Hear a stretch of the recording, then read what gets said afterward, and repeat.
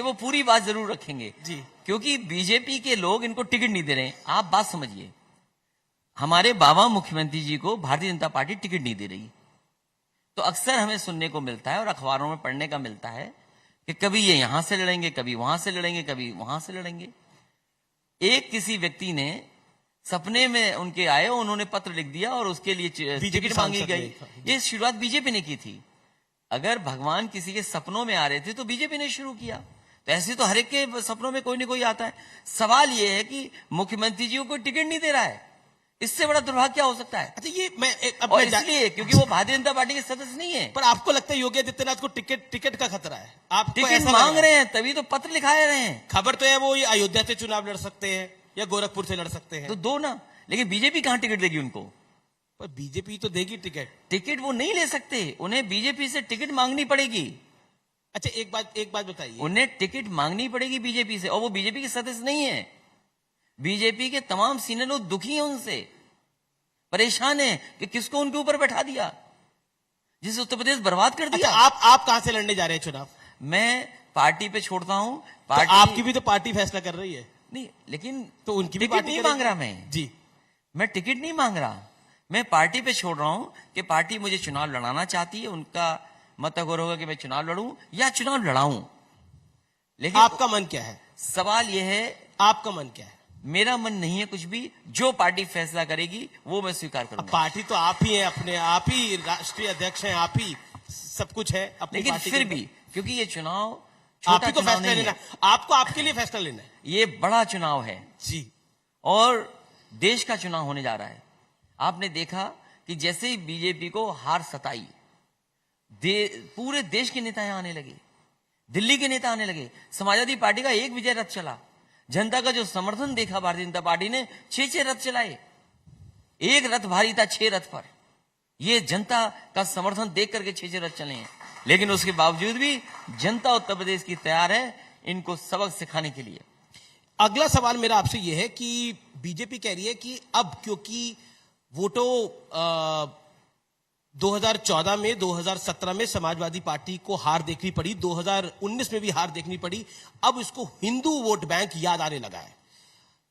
क्या कहना चाहते हैं? क्योंकि जब आप मुख्यमंत्री थे, आप कुंभ में तब तो नहीं गए थे, लेकिन 2019 में गए आप, तो बदलाव तो आप में भी आया कुछ। जिस समय समाजवादी सरकार थी उस समय कुंभ का आयोजन हुआ था, कम पैसों में हुआ था, और हार्वर्ड जैसी यूनिवर्सिटी ने अप्रिशिएट किया था और पूरी स्टडी कर करके एक किताब बनाई थी कि किस तरीके से एक सिटी क्रिएट होती है और किस तरीके से एक सिटी को डिसमेंटल कर दिया जाता है।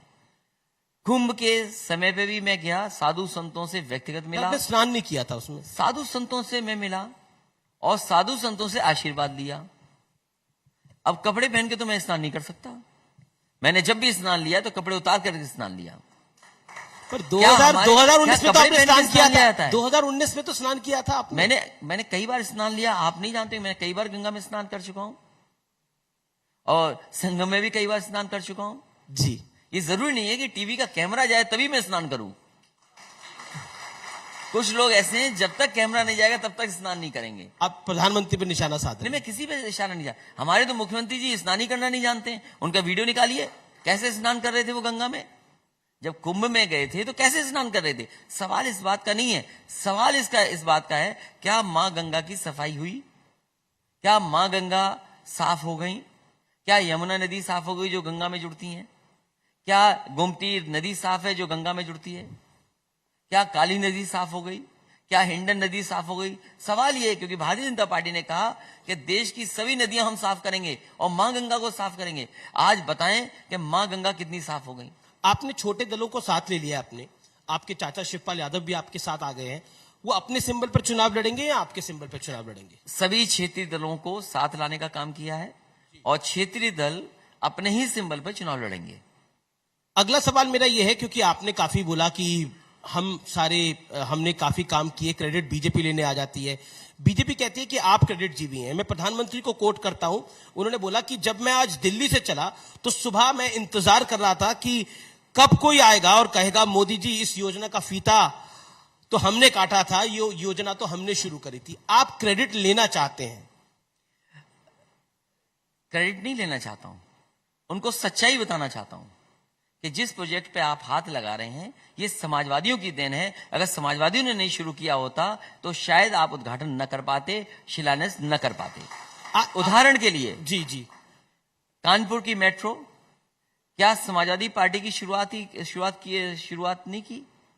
समाजवादियों ने अगर शुरू नहीं की होती क्या मेट्रो बन जाती? हमारे बाबा मुख्यमंत्री ने कहा था कि हम गोरखपुर में मेट्रो बना देंगे। अब तो विदाई तय है, 10 तारीख को जा रहे हैं। सुनने में आया उन्होंने टिकट भी बुक कर लिया अभी से ही। तो अगर जो टिकट बुक कर रहे हैं तो मेट्रो में कहां बैठेंगे? गोरखपुर में। उन्होंने पहला वादा किया था कि वो मेट्रो बना देंगे गोरखपुर में। आज 4.5 साल पूरे हो गए, क्या मेट्रो बन गई उनकी? आप कहते हैं कि कुछ काम नहीं हुआ, बीजेपी कहती है मेडिकल कॉलेज खुल रहे हैं, एम्स बन रहे हैं, नए एयरपोर्ट तैयार हो गए हैं। हमने तो विकास की बयार लगा दी है, काशी विश्वनाथ का जीर्णोद्धार हो गया है। आप देखिए काशी विश्वनाथ धाम कितना शानदार बना है। भारतीय जनता पार्टी का एक एक विज्ञापन झूठा है, इनके विकास के विज्ञापन झूठे हैं।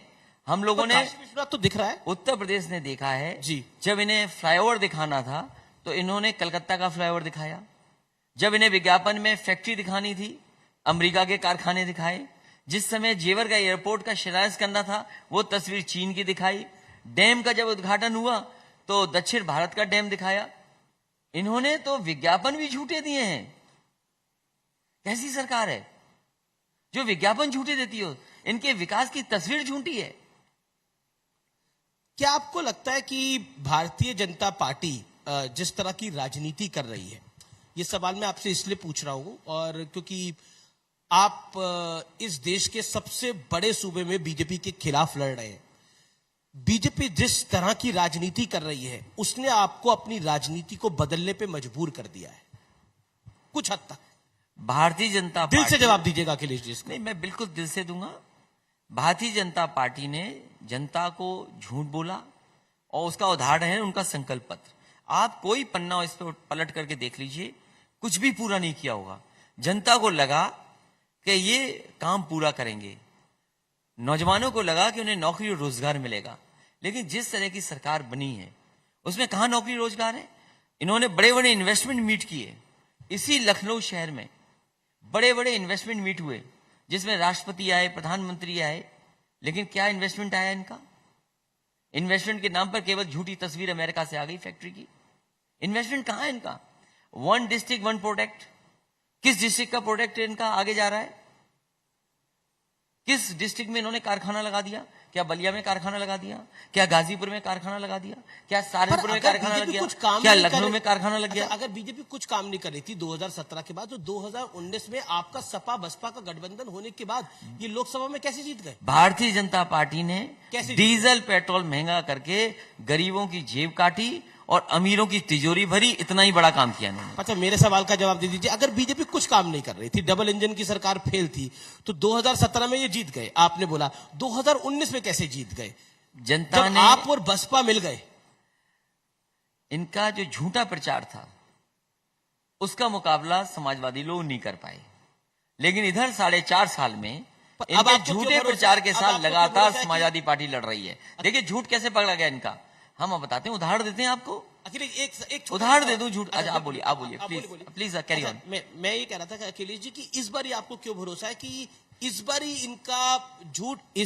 इनका झूठ वाला जो कैंपेन है वो नहीं चल पाएगा? इस बारी आपको क्यों भरोसा है ऐसा? समय बड़ा बलवान होता है जी, और समय इनका साथ नहीं दे रहा। उदाहरण, इन्होंने कोशिश की, भारतीय जनता पार्टी ने, कि समाजवादी इत्र बनाने वाले के घर पे छापा मारा जाए। और ये रणनीति कहां बनी होगी ये मैं नहीं कह सकता हूं। इन्होंने, भारतीय जनता पार्टी ने, और मुझे जो जानकारी मिली है, उत्तर प्रदेश के कुछ अधिकारी जो बड़ी पोस्ट पे बैठे हैं, वो सरकार में ऊंचे पद पे बैठे हैं, वो अधिकारी, यहां से सूचना उन्होंने दिल्ली दी। दिल्ली में रणनीति बनी, उत्तर प्रदेश से सहमति हुई। उन्होंने कहा कि समाजवादी इत्र जिसने बनाया उस व्यापारी पर हम छापा मारेंगे इनकम टैक्स का। और देखिए समय कैसा हमारा साथ दिया। इनका डिजिटल इंडिया फेल हो गया। जिस व्यक्ति के यहां इन्होंने छापा मारा वो उन्हीं का व्यक्ति था, वो इत्र बनाने वाला नहीं था। एक बात, जिसके यहां 200 करोड़ रुपए निकला, जिसके कहते हैं, आज भी कह रहे हैं सरकार के लोग, और दिल्ली से जो आईटी सेल के हेड हैं भारतीय जनता पार्टी के, वो एक तस्वीर हमारी पोस्ट करते हैं। वो कहते हैं ये पीयूष जैन वही है जो, यस वही, उनको तो करोड़ों का पैकेज मिला होगा। क्या आदमी थे? मैंने उनका पूरा पता किया, कुछ भी नहीं थे वो। और क्या बन गए वो? तो वैसे पेशे से इंजीनियर है। अरे पेशे से इंजीनियर। मैंने उनके क्लासमेट से पूछा है वो क्या थे। बिना होमवर्क के मैं ये बात नहीं कहता हूं जी। अगर होमवर्क मेरा सही है तो मैं जानता हूं कि वो क्या थे। और सोचिए क्या झूठ फैलाया उन्होंने। हमारी तस्वीर लगा दी ग्रासे, और तस्वीर में लगाया कि ये पुष्पराज जैन के साथ वही व्यक्ति है जिसके यहाँ छापा पड़ा था। मुझे ये बताओ, क्या भारतीय जनता पार्टी ऐसे झूठे आदमी को अपनी पार्टी में रखे कि नहीं रखे? अच्छा, आप बताइए, सच्चे पत्रकार हैं आप। अगर सच्चे पत्रकार हैं तो ये आप बताइए मुझे। ये तो भाजपा को तय करना है। नहीं, भाजपा अपनी पार्टी में सच्चे पत्रकार निष्पक्ष होता है। अब मैं बोल सकता हूँ कि पुष्पराज जैन को आप अपनी पार्टी में रखे या निकाले। नहीं, मैं पुष्पराज जैन मेरे पार्टी के हैं, मैं स्वीकार कर रहा हूँ, लेकिन एक आप निष्पक्ष पत्रकार हैं जी, और देश के उन पत्रकारों में गिनती होती है जो ईमानदार पत्रकार हैं जी। तो मैं ये आप जानना चाहता हूं, ये भारतीय जनता पार्टी का जो आईटी सेल का हेड है, क्या झूठ बोल रहा है कि नहीं बोल रहा है? देखिए, अब जो तस्वीर उसने लगाई वो झूठी तस्वीर है कि नहीं है? अगर वो मेरे आपका पत्नी के आरोप साथ है। तस्वीर लगा रहा है जी, मेरी पत्नी के साथ तस्वीर लगा रहा है कि पुष्पराज जैन के साथ पीयूष जैन भी है, याद रखे, वो भी याद रखना चाहिए उसको भी। अगर वो इंजीनियर है तो झूठा इंजीनियर है, झूठा इंजीनियर है वो। अच्छा, एक बात बताइए, आप कह रहे हैं कि वो बीजेपी का आदमी था, लेकिन जब रेड पड़ी तो आप ही ने प्रेस कॉन्फ्रेंस करी, उन्होंने बोला बीजेपी घबरा गई है, सीबीआई, ईडी, इनकम टैक्स को सबको इन्होंने यहाँ पे भेज दिया है। या तो तब आपने सही बोला था, या अब आप सही बोल रहे हैं? देखिए, देश के, मैं सबके नाम नहीं लेना चाहता हूं, चुनाव में जा रहा हूं, सबसे दुश्मनी ठीक नहीं है जी। एक आध दोस्त रहे तो ठीक है जी। मैं ये जानना चाहता हूं, मैं जब सुबह उठ के आया, जब सबसे पहले मैंने हिंदी का अमर उजाला अखबार उठाया, और अमर उजाला के फ्रंट पे मैंने देखा कि इत्र व्यापारी के घर पर छापा पड़ा। वो वही इत्र व्यापारी है जो समाजवादी पार्टी का इत्र बनाया था, जिसने समाजवादी इत्र बनाया था। मैंने उसके बाद छानबीन की, और 11:30 और 12 बजे के बाद मैंने पार्टी की तरफ से कहा कि ये वो व्यक्ति नहीं है जो व्यक्ति आप समझ रहे हैं, ये व्यक्ति दूसरा है, इससे समाजवादी पार्टी का कोई रिश्ता नाता नहीं है। लेकिन तब तक देश के सभी चैनल ये कह चुके थे कि समाजवादी इत्र जिसने बनाया था, जो समाजवादी पार्टी के करीब है, उस व्यक्ति के यहां छापा पड़ा है। उस समय मुझे कहना पड़ा, और हमने तो केवल यहां नहीं देखा है, तमिलनाडु में चुनाव था, क्या वहां के मुख्यमंत्री जो आज उनके घर पे नहीं छापा पड़ा? क्या वेस्ट बंगाल में चुनाव था, वहां पे ये सभी संस्थाएं नहीं गई थी? एक बात बीजेपी, मैं बताता हूँ आपको, यही अधिकारी कह रहे हैं कि हम मजबूरी में छापा मार रहे हैं। अखिलेश जी, एक बात बताइए, जैसे कल डिक्लेयर हुआ चुनाव, आप कह रहे हैं वो बीजेपी का आदमी था जिसपे छापा पड़ा, ये आपने? मैं कह रहा हूं बीजेपी का आदमी है। आप कह रहे हैं ना बीजेपी का आदमी? मैं कह रहा हूं बीजेपी का आदमी है। बीजेपी अपने आदमी पे अगर छापा डलवा रही है, अगर इनकम टैक्स डाल रहा है छापा, फिर इसका मतलब इनकम टैक्स तो निष्पक्ष है। ये सवाल बहुत अच्छा पूछा, ये सवाल आपने बहुत अच्छा पूछा जी। मैं इसमें ये कहना चाहता हूं, ये डिजिटल इंडिया की गलती थी। वो क्यों थी? कि दोनों का नाम मिस्टर पी जैन है, दोनों एक मोहल्ले में रहते हैं, दोनों एक शहर के हैं, दोनों का कारोबार एक है, दोनों के हर शहर में घर है, कानपुर में, मुंबई में, दोनों एक्सपोर्ट करते हैं। तो वो कंप्यूटर से नाम पुष्पराज जैन की जगह पीयूष जैन निकल आया। आईटी कंपनी, इनकम टैक्स के लोगों को जाना था कन्नौज, पुष्पराज जैन के यहाँ, और चले गए वो पीयूष जैन के यहाँ। देखिए, आपके पास तो काफी जानकारी है, लेकिन एक सवाल मेरा, जो प्रधानमंत्री ने बोला कि भर भर के नोट मिले हैं, रैली में बोला भर भर के नोट मिले हैं, अब उसका क्रेडिट कौन लेगा? आप कहते हैं कि उसका क्रेडिट अब आपका नहीं है, उसका क्रेडिट भाजपा का है, यही कह रहे हैं ना आप? देखिए, देश के सभी लोगों ने ये झूठा प्रचार किया जी, और उस केवल प्रधानमंत्री जी नहीं, होम मिनिस्टर, देश के वित्त मंत्री, उत्तर प्रदेश के मुख्यमंत्री तो आज भी कहते हैं, तमाम चैनल, तमाम अखबार, मैंने एक अखबार का नाम लिया आपको कि उसके फ्रंट पेज पे छपा, लेकिन उसने माफी नहीं मांगी। क्या उस अखबार ने खबर छाप दी? उस अखबार ने माफी क्यों नहीं मांगी कि हमसे गलती हो गई, हमने गलत नाम छाप दिया समाजवादी पार्टी से? क्यों उस अखबार ने माफी नहीं मांगी? जी, उस अखबार को माफी मांगनी चाहिए थी। क्यों अखबार ने माफी नहीं मांगी? जी, और क्योंकि अखबार ने माफी नहीं मांगी, इसलिए प्रधानमंत्री जी को भी लगा कि जो अखबार में छपा है वो सही छपा होगा। चलिए, एक आप बड़ी स्ट्रैटेजिकली, मैं जो नोट कर रहा हूं, आप बड़ी स्ट्रैटेजिकली योगी आदित्यनाथ पे हमला कर रहे हैं, प्रधानमंत्री पर हमले से बच रहे हैं। देखिए, उत्तर प्रदेश की जनता, दिख रही है आपकी स्ट्रैटेजी। उत्तर प्रदेश की जनता चाहती है जी कि यहां पर सरकार बदले। यहां के जो मुखिया थे, उन्होंने उत्तर प्रदेश को बर्बाद किया। मोदी जी ठीक काम कर रहे हैं। सवाल उनका नहीं है जी। सवाल है उत्तर प्रदेश के मुख्यमंत्री बदले जाएंगे कि नहीं बदले जाएंगे। और जो बचाने वाले आ रहे हैं